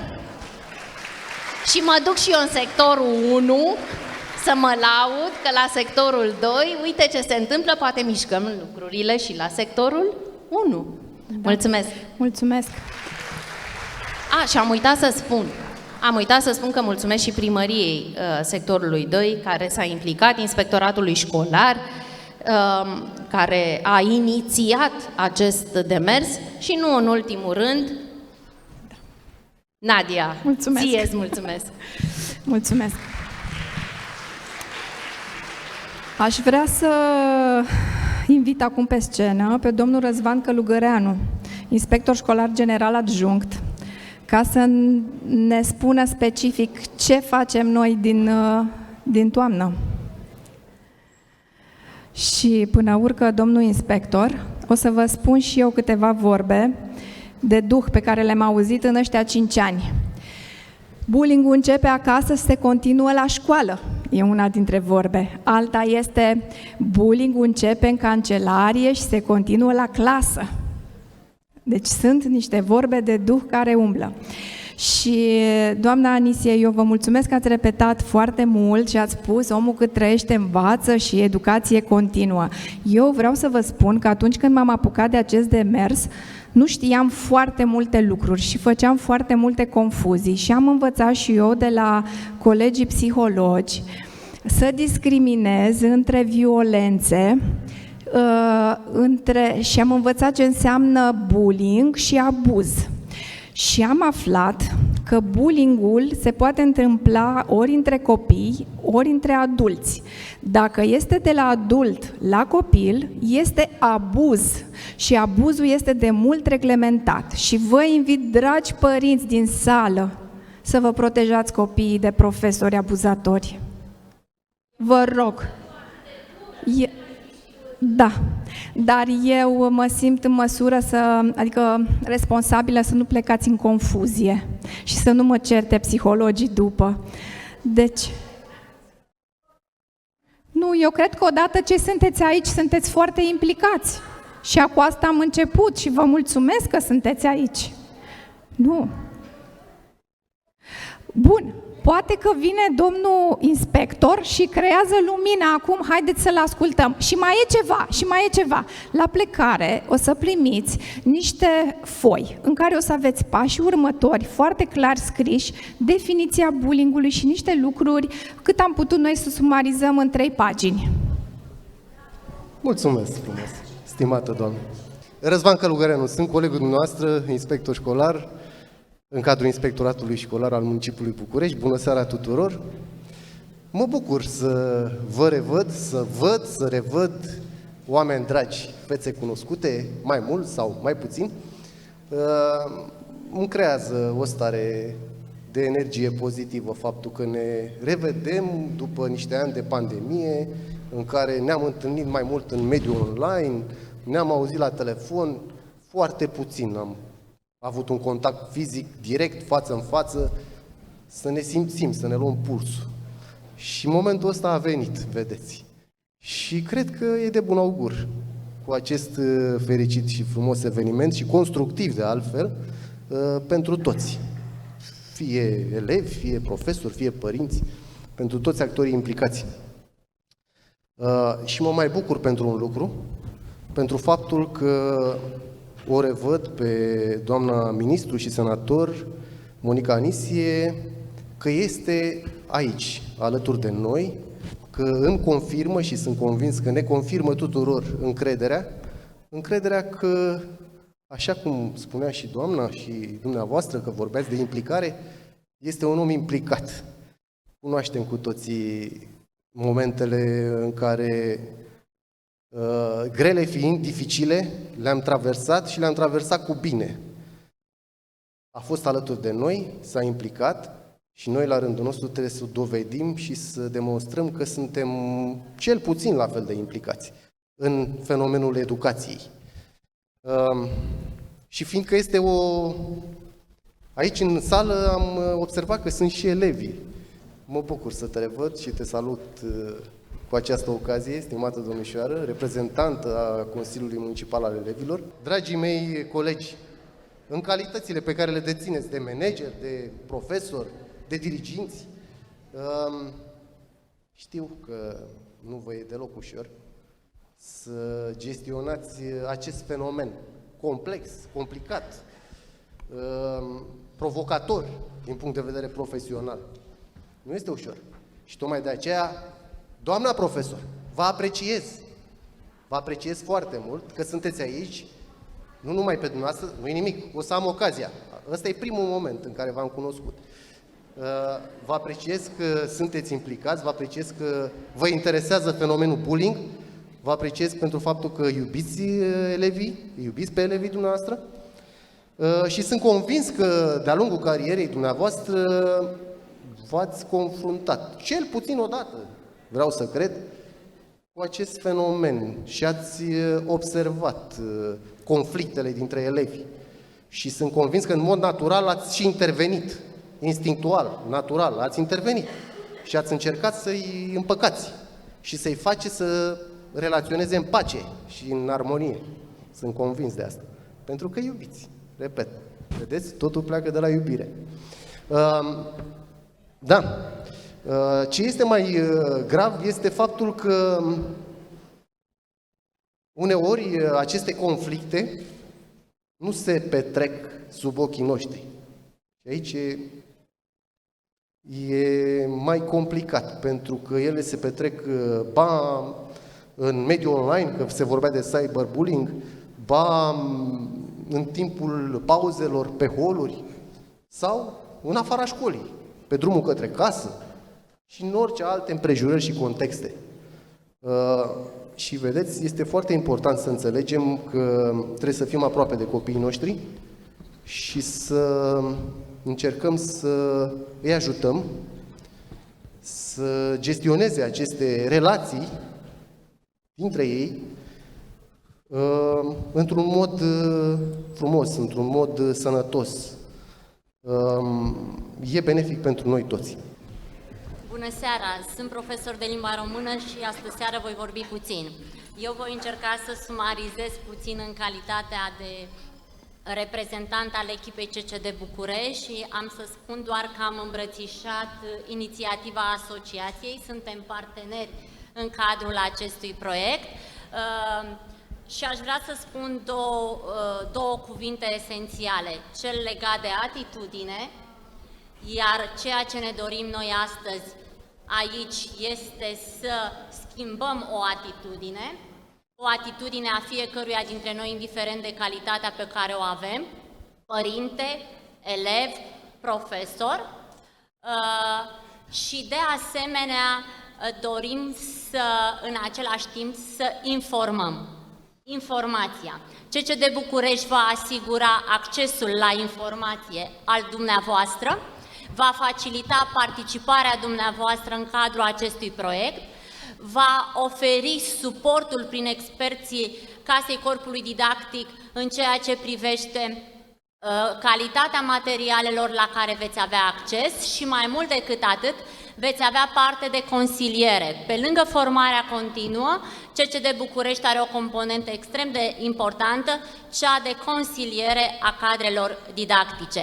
Deși în trecut avem și în prezent avem un curs pentru prevenirea bullyingului, un curs avizat, sperăm ca împreună cu Asociația Părinții Steți să contribuim la formarea dumneavoastră prin furnizarea unui curs acreditat și pentru că a fost lansată provocarea aceea că profesorii din celelalte sectoare nu au parte de această formare și eu sunt profesor în sectorul 1, sunt convinsă că împreună cu partenerii noștri vom identifica soluții astfel încât să putem extinde prezentul proiect și la nivelul celelalte sectoare. Eu vă mulțumesc foarte mult pentru atenția acordată și nu ignorați mail-urile pe care le veți primi de la CCD București.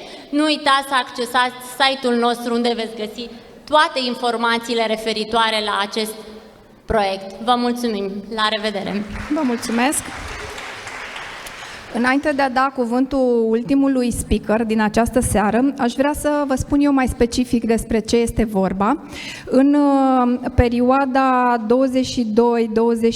22-27 august 2022, în vacanța de vară, vom organiza 2 conferințe hibrid, cu întâlnire fizică și online.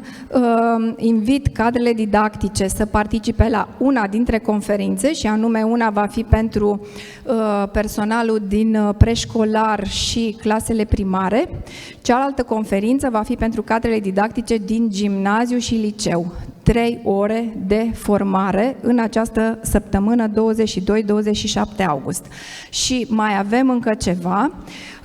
În săptămâna următoare avem o zi întreagă de workshop, 8 ore, online, în care așteptăm membrii din comisiile, din grupurile de acțiune anti-bullying, adică directorii de școli, consilierii școlari și minim 2 profesori.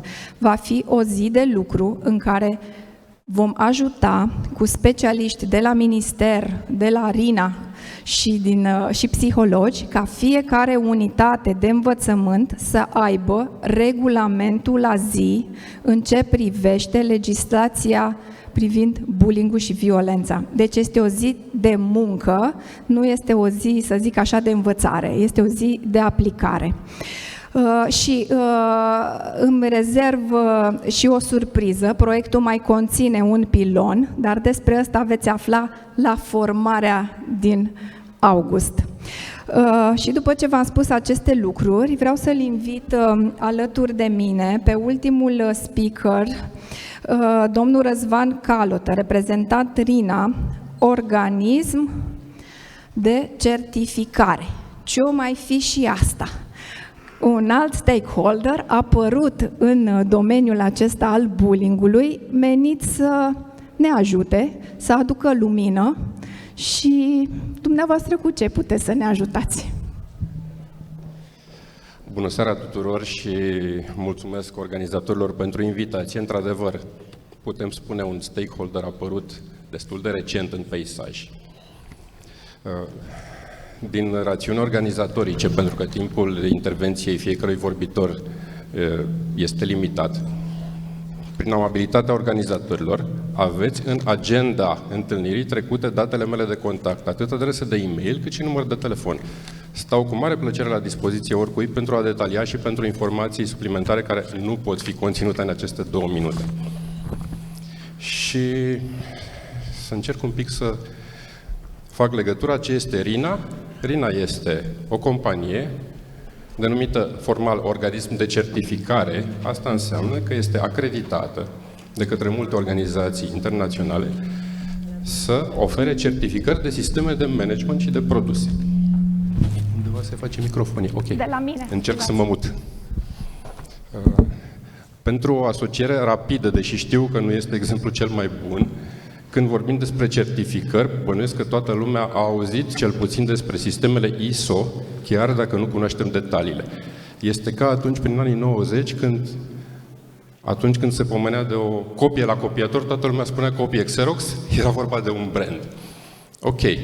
RINA, fiind o organizație multinațională cu peste 160 de ani vechime, beneficiază de un portofoliu mare de specialiști și de o expertiză foarte bogată. Ce putem să facem noi? Și iată cum întrebarea din seara aceasta vine foarte bine. Noi chiar asta am dorit să facem de la început, de când am implicat în proiect, înainte de a ști că urmează această întrebare. Am vrut să aducem în România o expertiză și bune practici de la nivel european și de la nivel mondial în domeniu. Și anume, ne-am gândit ce ar ajuta acum cel mai bine și am ajuns la concluzia că cel mai bine ar ajuta niște îndrumări și niște instrumente practice care să vă ajute pe dumneavoastră să vă conformați cu cerințele legislative. Există un standard elaborat de factorii de răspundere și cu experiență din Italia, un standard similar celor ISO, dedicat pentru certificări de sisteme de management anti-bullying. Este un standard cu acreditare internațională de la Accredia, ca atare are recunoaștere internațională. Acest standard este unul pe care organizațiile îl adoptă voluntar. Nu este obligatoriu, nu este impus de lege. Dar ce beneficii oferă? Oferă organizațiilor certitudinea că dacă implementează acest sistem de management, au o recunoaștere internațională, iar aceste cerințe ale standardului acoperă cerințele legislative din România și vin și cu ceva în plus. Ca atare, dumneavoastră, dacă decideți să lucrați într-un sistem de management, și detaliile le putem discuta oricând ulterior, aveți atât beneficii cu privire la organizație, adică interioare, aveți un control al proceselor și al procedurilor pe care dumneavoastră oricum trebuie să le implementați și să le dezvoltați conform cerințelor legislative din România și de asemenea beneficiați și de recunoaștere din partea unui organism cu reputație și cu acreditare internațională că faceți exact ceea ce trebuie să faceți. Și în încheiere, pentru că mi-am dat seama că lucrurile nu sunt de multe ori întâmplătoare în viață, când am fost invitat la acest eveniment și mi s-a spus că locația este Colegiul Mihai Viteazul, m-am gândit să las pentru final acest anunț, care deja nu mai este o surpriză. Avem deja un prim proiect care este organizat și care va începe să fie implementat de săptămâna viitoare. Prima instituție de învățământ din România care aplică pentru certificarea de sistem de management anti-bullying este Colegiul Mihai Viteazul, gazdele noastre din seara aceasta. Și sunt onorat să spun lucrul acesta. Oricine dorește, putem discuta și după întâlnire sau putem discuta pe e-mail sau prin telefon. Vă aștept cu mare încredere să vă răspund la întrebări. Vă mulțumesc încă o dată. Vă mulțumesc. Da, dar înainte să se acrediteze o unitate de învățământ, trebuie să facă, mulțumesc, trebuie să facă toate procedurile, să știe ce are de făcut, lucruri pe care le va învăța în formare și în ziua aceea de regulament. Se vor pune la punct. Foarte bine ați punctat. Certificarea reprezintă, ca să spunem așa, doar cireașa de pe tort, toată munca din spate și toată partea organizatorică pe care organizațiile trebuie să le facă, reprezintă ceea ce povestea doamna Tătaru, că se va face și cu aceste ghiduri practice și cu partea de învățare. Mulțumesc! Bine! Mulțumesc! Am primit câteva întrebări din public și o să invit aici pe scenă specialiștii să vă răspundă. Haideți, vă rog să veniți alături. Și până ajungeți voi aici, profit de ocazie să mai arăt un elefant din cameră și anume, am auzit sintagma, s-au găsit părinții să învețe profesorii. Ei bine, nu. Eu nu m-am găsit să învăț pe nimeni. Eu m-am găsit un părinte cu copii în nevoie, în situații de bullying și cu mulți ascultători la Itsy-Bitsy care reclamă chestia asta și am fost un om care mi-am suflecat mânecile la propriu și la figurat și am vrut să fac ceva. Și am creat mese rotunde, am adus specialiști, am învățat și eu de la ei și am creat cadru în care specialiștii adevărați din toate domeniile să conlucreze, să răspundă la întrebări și să învețe cadrele didactice, că cât trăim, învățăm. Așa că părinții, în calitate de părinte, nu învață pe nimeni nimic, nici pe cadrele didactice, nici pe inspectori, nici pe psihologi. Vă mulțumesc. Și acum să auzim întrebările. Adriana. Încep eu. Eu am o întrebare care sună așa. Poate fi organizat la nivelul școlii un modul special anti-bullying, unde elevii agresori să poată fi consiliați în mod obligatoriu? O să răspund foarte pe scurt și o să spun așa că, în primul rând, este nevoie de acordul părinților pentru orice tip de intervenție care implică consiliere sau terapie și, în al doilea rând, când vorbim despre elevii agresori, automat le dăm o etichetă. Și aici aș vrea să vorbim despre elevi cu un comportament de agresiv sau cu un comportament de agresor, însă nu elevii agresori, pentru că astfel se identifică cu eticheta și ajung să nu mai vrea să colaboreze. De fapt, în spatele acestui comportament întotdeauna este o emoție, o neputință, o frică, se întâmplă ceva acolo și consilierul are de descoperit ce este. Aș completa și eu puțin la ce a spus Adriana. Probabil că în mod obligatoriu se poate face un modul anti-bullying cu totul, în care sunt consiliați și cei care au comportament agresiv și victimele și martorii și cei implicați, deci cumva ca să nu-i scoatem în evidență, să nu zicem hai să facem doar cu agresorii, că și ei să se simtă, uite, cum spune Adriana, etichetați, că până la urmă cu toții au un comportament care necesită intervenția, și cel care are comportament agresiv și victima, cu toții au un comportament care necesită o intervenție pentru viața lor ulterioară, pentru că nici victimelor nu o să le fie bine pe viitor dacă nu învață ce au de făcut, nici cei care au comportament agresiv nu o să ajungă extraordinar și nici martorii, pentru că martori suntem foarte mulți dintre noi și ne regăsim în viața de zi cu zi, că vedem lucruri sau suntem la locul de muncă sau pe unde suntem și pățim lucruri sau vedem lucruri și nu suntem în stare să ieșim din situația asta. De aceea eu cred că în mod obligatoriu poate să fie modulul anti-bullying, unde să fie inclus poate cu altfel de frecvență pentru cei care au comportament sau, dar cred că oricum, ce spune Adriana, cu acordul părinților, de asta nu putem să scăpăm.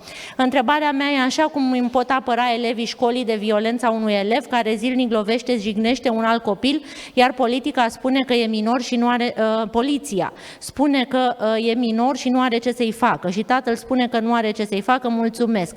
La asta cu poliția nu știu să răspund, poate că ar fi bine cineva să spună care e politica din punctul acesta de vedere, dar cu siguranță dacă avem un elev în școală care lovește și agresează zilnic un elev sau mai mulți elevi, avem o situație de urgență. Nu mai este o situație de hai să vedem cum îl consiliem noi la școală. Eu nu cred în terapia făcută la școală. Eu cred că atunci când avem lucruri foarte complicate, trebuie neapărat să avem sprijin extern. De exemplu, noi la școală avem o mulțime de psihologi, unii care evaluează, alții care fac terapie, alții care lucrează pe cerințe educaționale speciale. Adică nu ne erijăm noi în toate pozițiile și facem noi tot ce e mai bine și apoi tot la noi să sparg în cap toate oalele, că evident, nefăcând cum e potrivit, nu o să iasă nici bine. Aici eu cred că merită ca tatăl să fie îndrumat către, și poate putem să punem resurse de psihologi care evaluează, psihologi care fac psihologia traumei. E clar că copilul se situează fie într-o patologie, fie are o problemă de temperament, de personalitate sau este traumatizat într-un fel sau altul de o situație de acasă acasă sau nu știm de unde, dar e musai să fie evaluat copilul corespunzător de un psiholog, că nici părinții și tatăl nu are ce să-i facă, nici școala, sunt convinsă că nu poate să rezolve situația aceasta și poliția nu văd ce ar putea să facă decât să-l pedepsească și nu văd ce ar putea să învețe un copil din pedeapsa asta. Deci sfătuiți-l să meargă către un psiholog care evaluează, nu se ducă direct la terapie, să meargă la o evaluare. Cum? Dacă refuză părintele, atunci probabil că trebuie mers la directorul școlii și văzut cum se... uite, o să ne spună... Da. Adina, da, o să vă răspund eu la întrebare. Dacă părintele nu vrea să acționeze împreună cu celelalte persoane într-un caz de abuz sau de bullying, pentru că nu știm deocamdată ce este, este necesar să sesizăm absolut de îndată, asta este legal, dar e specificat în legea 272/2004, să informăm de îndată Direcția Generală de Asistență Socială și Protecția Copilului. Nu este o glumă, această sesizare, această semnalare este obligatorie pentru orice cetățean al României, dar mai ales pentru orice cadru didactic sau nedidactic din școală, orice părinte sau orice copil care a asistat sau este victima unei situații de abuz, care poate fi evident violență psihologică, adică bullying. Acum, aici am două întrebări, încă nu este clarificat și vă spuneam mai devreme că merită citit ceea ce a rezultat din munca noastră. Iertați-mă, dar e ceva care mă deranjează aici, o lumină. Există consecințe pentru un profesor atunci când este dovedit că a generat un fenomen de bullying sau abuz, dacă nu și situația se repetă, ce se întâmplă? Deci, noi când discutăm despre bullying, discutăm despre o situație de violență psihologică între doi copii pe teritoriul școlii, în școală. Tot ceea ce este abuz de orice fel, da? Deci orice alt tip de violență a unui adult față de un copil este incriminat de legea penală și intră pe un alt teritoriu. Deci noi ne ocupăm în acest moment și în tot ceea ce am realizat împreună de bullying-ul care înseamnă relația defectuoasă de comportament și evident de abuz, de violență între doi copii în școală. Deci ceea ce ați cerut aici în întrebare se sancționează conform legii într-un alt mediu, adică în instanță. De ce nu menționăm și situația elev-agresor-profesor? Elev-agresor-profesor, eu ce trebuie să fac?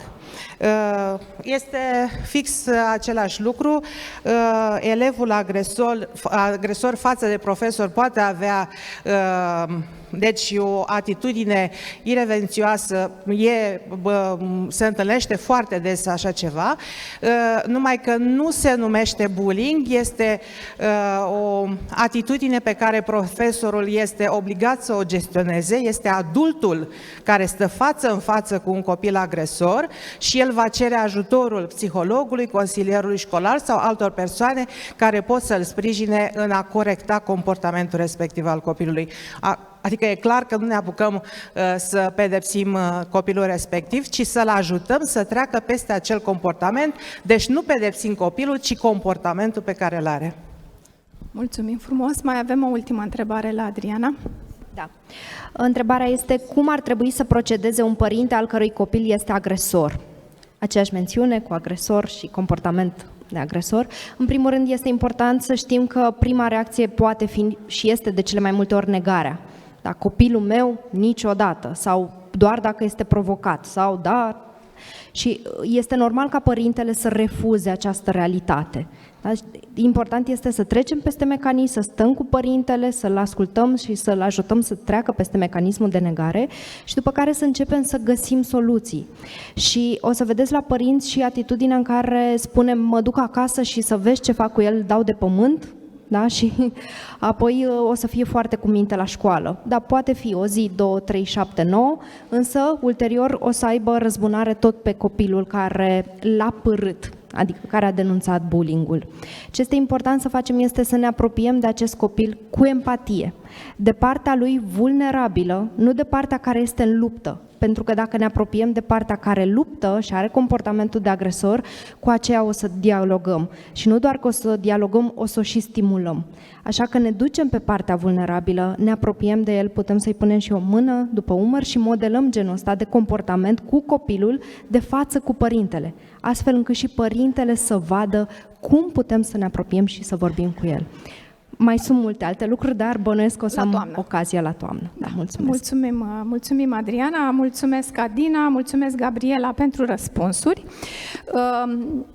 Tot apropo de cât trăim, învățăm, în procesul ăsta în ultimii 5 ani am mai învățat și eu ceva de la aceste 3 doamne și am avut dezbateri lungi când am trecut în norme lucrul ăsta, că nu vorbim despre copil agresor și copil victimă, ci vorbim despre un copil cu comportamente agresive și victimă și, mă scuzați, am dat o îmbâlbeală, deci nu vorbim de copil agresor și copil victimă, ci vorbim de anumite comportamente agresive sau de victimizare, de autovictimizare.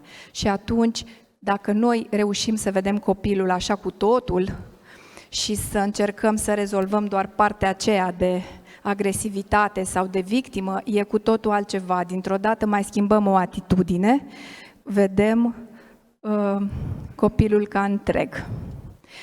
Da, și vă mulțumesc tare mult că am fost împreună, că ați avut răbdare și o să o invit alături de mine pe doamna Corina Ceamă, care să ne spună ce urmează, Corina, și concluziile întâlnirii. Și să nu uitați, când plecați, să vă luați fișele pe care le-am pregătit, pașii următori, și în același timp vă rog, din suflet vă rog, pentru că și noi avem de învățat și noi avem de abordat probleme care poate nouă ni s-au părut detalii până acum, dar sunt foarte importante, să le treceți în fișa de feedback, toate lucrurile alea care vă deranjează și despre care vi s-a părut sau pe bună dreptate spuneți că nu au fost adresate în seara asta. Vă rog, treceți-le în fișa de feedback. Corina. Mulțumesc. Ce urmează, deja ai anticipat, Nadia, și îți mulțumesc. Dar urmează să începem să învățăm ce avem de făcut din toamnă, ca acești copii, copiii sectorului 2, momentan, să învețe să aibă încredere în noi. De ce spun asta? Pentru că, așa cum spunea și colega noastră de la Consiliul Național al Elevilor, iată, de multe ori ei n-au curajul să ne spună. Și mi-aș dori ca fiecare copil din țară să se simtă, să ne vadă ca pe niște oameni înainte de toate, să aibă curajul să ne vorbească. Tocmai de aceea nu vreau să priviți acest program pe care l-am gândit împreună cu colegii mei de la Asociația Părinților Isteți ca pe o pedeapsă, Doamne ferește, ci el a fost gândit ca pe un sprijin. Sprijin pentru dumneavoastră, dragii mei colegi, ca împreună să învățăm ce avem de făcut, pentru că, așa cum știți și dumneavoastră, mulți dintre dumneavoastră mult mai bine decât mine, copiii nu seamănă unul cu celălalt. Generațiile se schimbă și cu atât mai mult s-au schimbat în această perioadă. Nimeni nu vă acuză că dumneavoastră vă purtați neadecvat. Nu. Tocmai de aceea vrem să învățăm împreună din toamnă cum să-i ajutăm pe copii să vină acasă și la școală. Că doar așa pot să ajungă și la acea performanță pe care ne-o dorim. Dacă ei au încredere în noi, în școală, atunci pot să se deschidă. Pot să spună, onest, n-am putut să învăț astăzi că nu știu ce mi s-a întâmplat. Dar așa, dacă ei nu pot să ne spună, noi îi judecăm greșit. Și nu că așa vrem noi, pentru că nu știm nici noi, suntem și noi neputincioși, că n-am învățat în facultăți atunci când eram noi, pe vremurile noastre în facultăți, cum să abordăm diverse situații. Că lumea este într-o schimbare continuă. De aceea, dragii mei colegi, am gândit, deci repet acest program, ca sprijin, înainte de toate, pentru copii, pentru că ei vor să fie auziți, chiar dacă nu o fac conștient, și tot înainte de toate, atât pentru dumneavoastră, cât și pentru părinți. Și vă mulțumesc foarte mult că v-ați făcut timp să veniți astăzi la evenimentul dedicat dumneavoastră și vă aștept din toamnă să facem ceea ce trebuie ca și la noi în sectorul 2 să existe școli fără violență. Vă mulțumesc! Mulțumim! Ne-am apropiat de încheiere. Vă rog foarte mult să mergeți în comunitățile dumneavoastră și să diseminați ce ați aflat aici astăzi. Vă mulțumesc pentru răbdare și pentru interes. Ne vedem în august și felicitări pentru un an școlar încheiat, vacanță frumoasă!